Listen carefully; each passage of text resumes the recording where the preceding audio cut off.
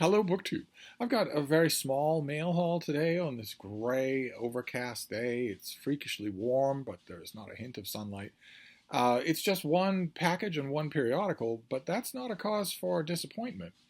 Now that mail hauls are a minefield of possible disasters, the smaller the mail haul, the better.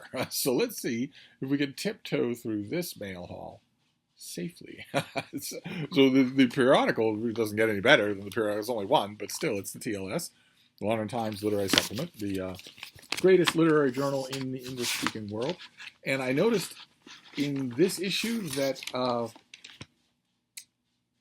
what's his name? Michael Hoffman? Is it Michael Hoffman? Yes, Michael Hoffman reviews Brigida Olubas's new biography of Shirley Hazard, A Writing Life. And that is always of interest to me. I have already written a review of that life, and it's always, when you're already committed, there's no take backsies. You can't, once you've committed to a review, you can't say, well, gee, now that you pointed out, I meant to mention that or something like that. No, you're done. You've given your judgment on the book against the day and against the posterity. And there are a whole lot of other reviewers out there who've taken a whack at that book. It's full of reviews already. But there's always an extra element of butterflies. Not so much competitiveness. It's not so much that. Michael Hoffman is a very talented reviewer. I'm sure that his review will be eloquent, far more eloquent than mine was. I'm sure that he has read Shirley Hazard and probably liked her as much as I have. I'm sure that there's no competitiveness there. Rather, it's not competitiveness. I know what I like, and I know what I think about a book, and I know the points that I want to make, and I know how I want to make them to my readership. It's more, the butterflies more come from, is he going to notice something important that I missed completely? That's always mortifying when that happens. So we'll see. I have skin in the game, I guess, is what I'm trying to say. So we'll see what I will, when I'm done reading and highlighting his review, I will cut it out and trim it and date it and then stick it inside the book. Well, let's see what this next one is. Oh, gross. That's an invoice. We don't want an invoice. Okay, this is from March. Oh, it does have a sheet. Good. This is from March. It is a thriller.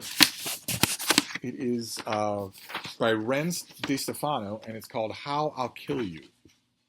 And that is part of a trend. That title is part of a trend. It's a publishing trend where the title of the book is a declarative sentence. I'm going to get you. You'll never escape. You'll never be found. I see you. How I'll kill you. That sort of thing where it's a terrible fad, as most fads are, and because it's so stark, it's just so stupidly manipulative. And I can't help but notice that most of the books that have stark, stupid titles like this, you'll never be found, you'll never get away, you're all mine, you have no hope, I will find you, all that those sorts of things aren't titles. They are proclamations by the villain. I've noticed that in addition to that, and I don't know that it's part and parcel of the fad, but it might be, is that the covers will also be starkly ugly. They will be this. I mean, look at that. Look at this cover. It's ugly. It's flat and boring, and the cover is completely dominated, overwhelmed by big white block letters. But the big white block letters aren't anything except a vague threat. As usual, when it comes to bookish fads, I can't wait for it to be over, and yet, since I just noticed it, it probably has 2 more years to go. But anyway, that's just the trappings and the suits of woe. The book might be very different. What have we got here? This is your next stay up all night thriller. I stay up all night anyway. The story centers on identical triplets. Does it indeed? Do they live in a lighthouse? Okay. Do you know any identical triplets? Does anybody you know any identical triplets? The story centers on identical triplets who have a nasty habit of killing their boyfriends. But what happens when the youngest commits their worst crime yet, falling in love with her Mark? What happens then? You want to kill him. Your sisters probably want her to kill him. DiStefano's adult debut definitely... Okay, let's not go too far. Okay, definitely explores themes of love, murder, and female relationships. Well... I realize the ladies can get a little bit cutthroat at a Macy's sale, but I don't think a series of identical triplets who kill their boyfriends really explores the nature of female relationships.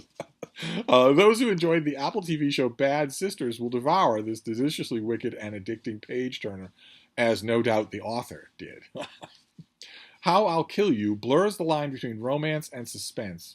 Not really. If they're killing their boyfriends, it doesn't blur the line between romance and suspense.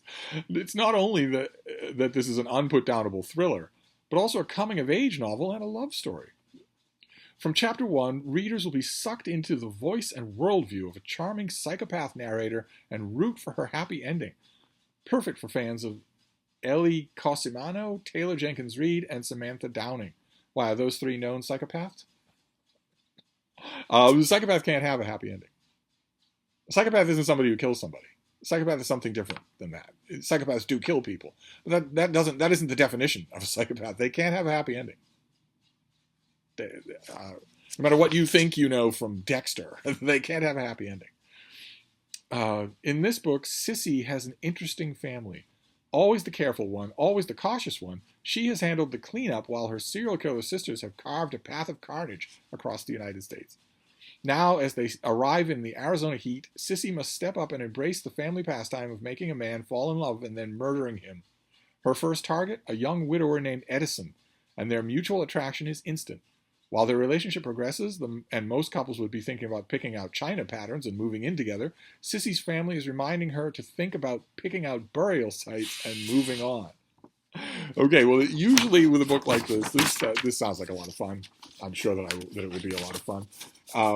Usually with books like this that involve some sort of picaresque serial killer.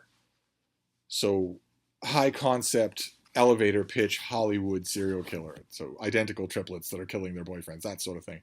Usually with a book like this, first of all, usually they open mise en scene. So usually the characters have body counts on them on page 1.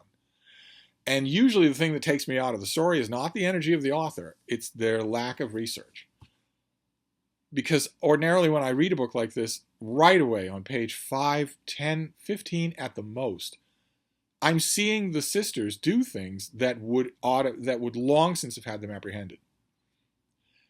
What I'm trying to say is not so much research into psychopaths. Too often, writers like Ren DiStefano will research what a psychopath is and leave it at that, when their research shouldn't be about what a psychopath is. You can sum up a psychopath in one sentence.